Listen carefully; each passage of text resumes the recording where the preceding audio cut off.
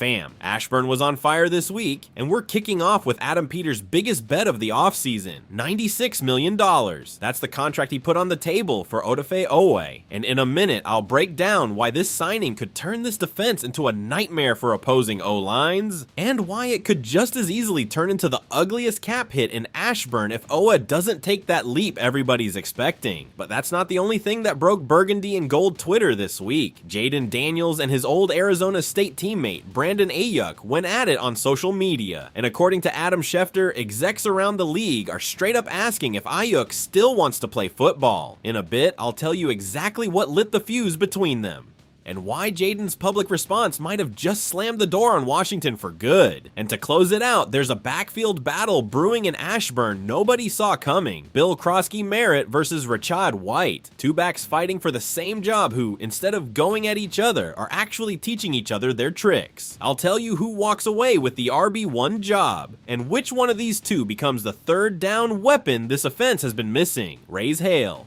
Washington enters the 2026 season hoping to get back to a playoff caliber level after a 5-12 record last year that hurt a lot, driven largely by injuries. And most of that expected improvement comes from the free agent class Adam Peters put together. Collectively, those additions should give the team more speed and more versatility. Individually, Washington is leaning on high upside names like edge rusher Kelevon Chaisson, tight end Chigo Okonkwo, and safety Nick Cross. But one name stands above the rest in this free agent class, and that name is Odafe Oweh, $96 million. That's the contract Adam Peters put on the table to bring the former Baltimore Raven and Los Angeles Charger back to the Beltway. It's without question the priciest signing of Washington's entire offseason, and expectations are sky high. Oweh has been a solid player through his first 5 years in the league, but he hasn't been a consistent star yet. He got traded from the Ravens to the Rams after 5 games in 2025, finishing with 10.5 sacks, including playoffs, while mostly working as a backup.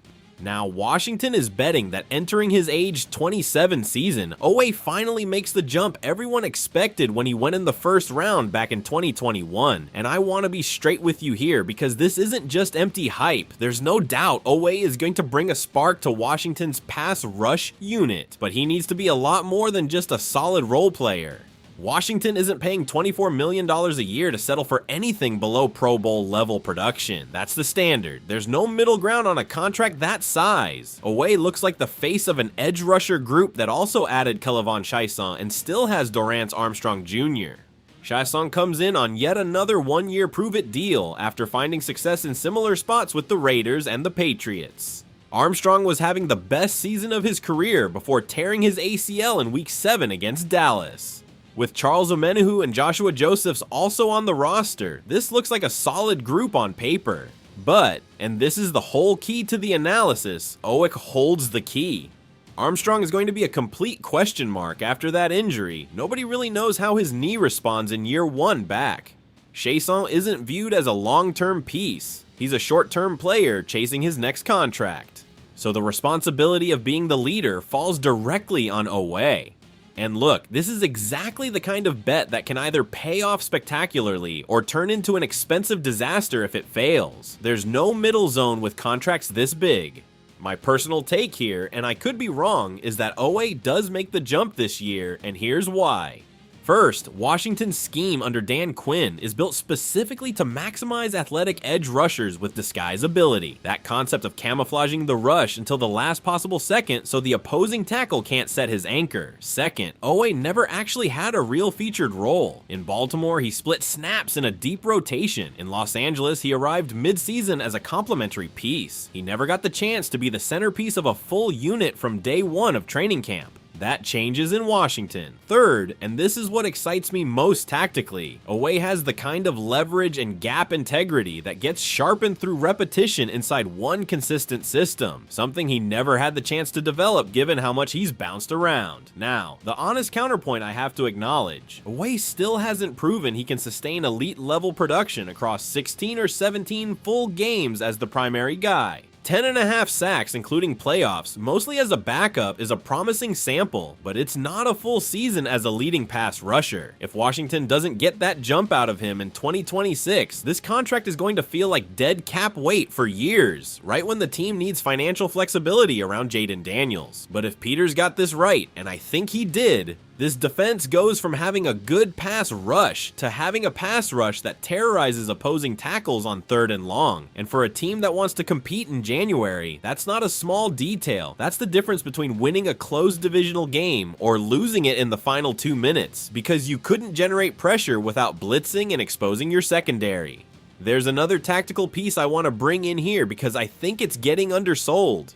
With rookie Sonny Styles, this year's first-round pick, stepping in to anchor the linebacker level, and Durante Jones coming in as defensive coordinator with a scheme players themselves describe as easy to pick up, the missing piece for the whole defensive puzzle to click was exactly an edge rusher who forces opposing teams into uncomfortable protection decisions. If Owe consistently wins his individual matchup against mid-tier offensive tackles, that frees up Styles and safeties like Nick Cross to play more aggressive against the run and less reactive. It's a domino effect. A good edge rusher doesn't just generate direct pressure, it changes the calculation of the entire defensive game plan because it forces the opposing offense to leave an extra tackle in pass protection, which reduces the number of receivers running routes, which makes coverage easier for Mike Sainristil and company in the secondary. That's why I say Owe holds the real key to this defense, beyond whatever individual sack total ends up on the stat sheet. If he makes that jump, Washington doesn't just improve its pass rush, it improves the entire defense structurally.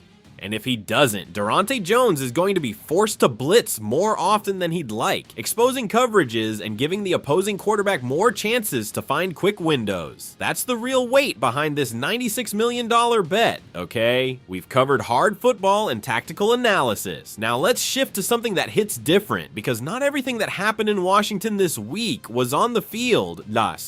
Let's put this in context from the start, because a lot of people have been following this story halfway and need the real layers here. Brandon Ayuk hasn't played an NFL game since tore up his knee in October of 2024. The Niners after that voided the guaranteed money left on his contract because he skipped his rehab sessions. That's how tense the divorce already is between Ayuk and San Francisco.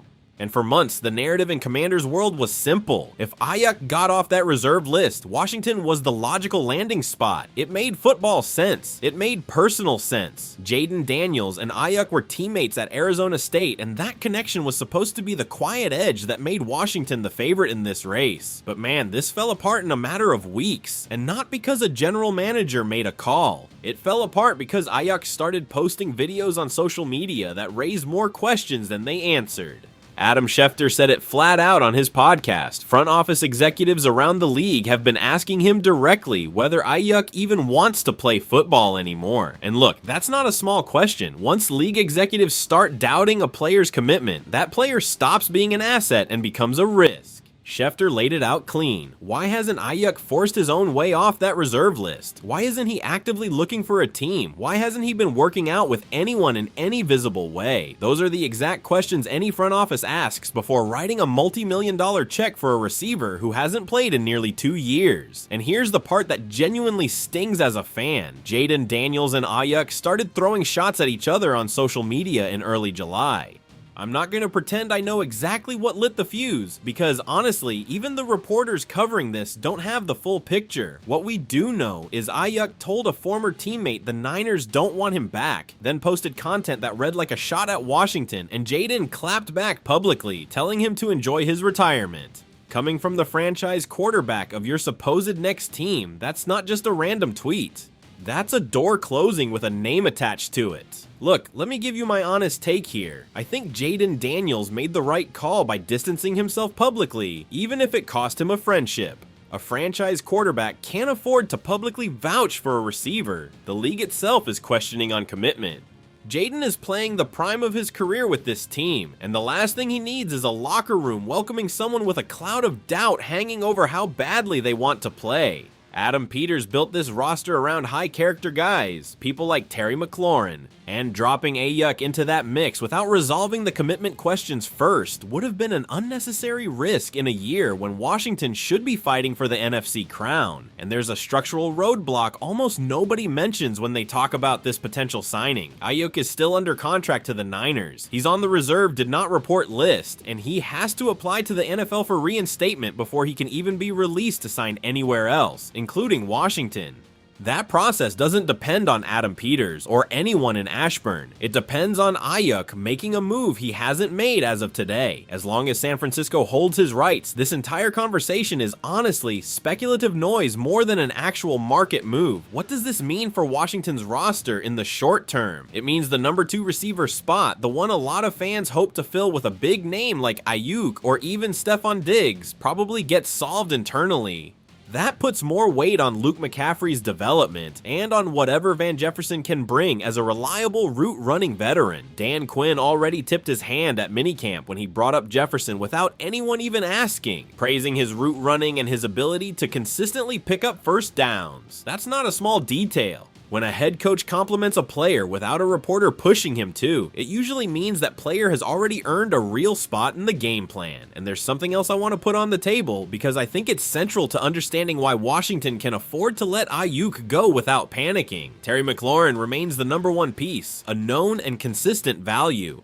Luke McCaffrey is entering his second year more comfortable reading coverages, and right there on the roster there's real competition for that WR2 role with names like Van Jefferson, Diami Brown, and Jalen Lane fighting for reps. It's not a headline name like Ayuk, but it's real depth built with guys already inside the system since OTAs. And suddenly the "we need Ayuk no matter what" argument loses a lot of its weight. It's not the sexiest solution, but it's the realistic one. And honestly, man, after watching how this whole social media saga played out, I'd rather Washington build with people who actually want to be here than bring in someone who already raised red flags across the entire league before signing a single contract. At the end of the day, the locker room of a team trying to compete for a championship can't carry that kind of uncertainty, and Jaden Daniels, with that public response, basically sent that message to the whole roster without saying it directly. Here, commitment matters more than any personal connection, okay? We got the drama out of the way. Now let's close things out with something a lot lighter and more entertaining, something brewing in Washington's backfield that genuinely has me curious.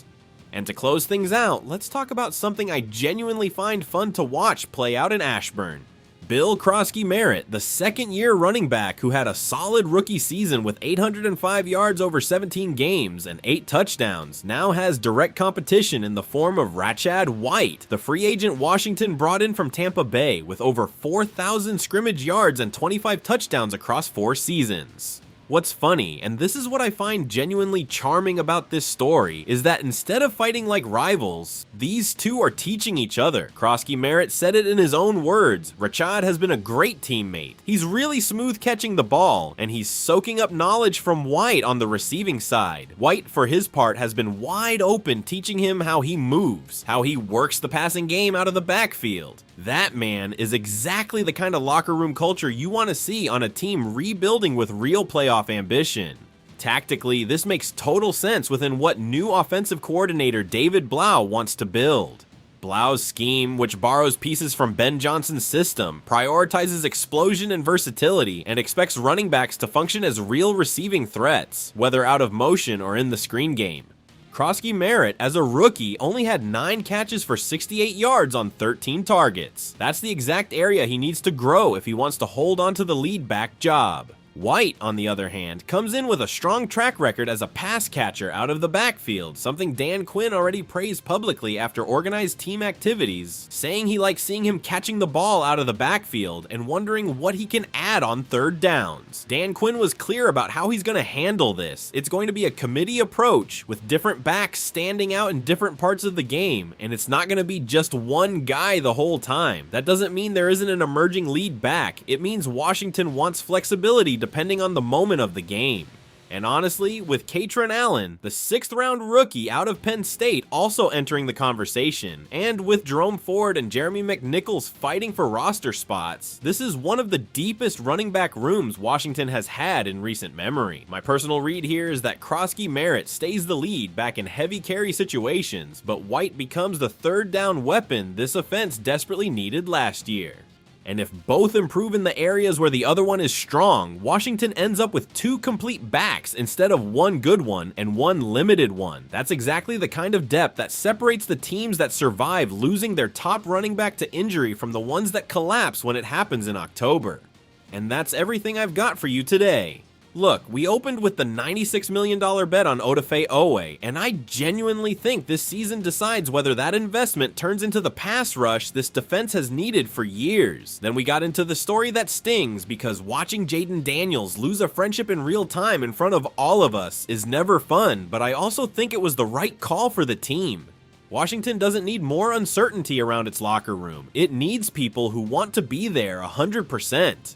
And we close things out with something a lot lighter, this running back battle that's going to give us one of the best subplots of the entire training camp. This franchise is still building towards something big, and Jaden Daniels still hasn't touched his real ceiling as a quarterback. That should worry the entire NFC East. If this video gave you something, hit that like button, subscribe to the channel, and tell me down in the comments, do you think Oweh becomes the star Washington paid for, or does this contract feel heavy a couple years from now? I want to read every single answer. Raise hail. See you in the next one.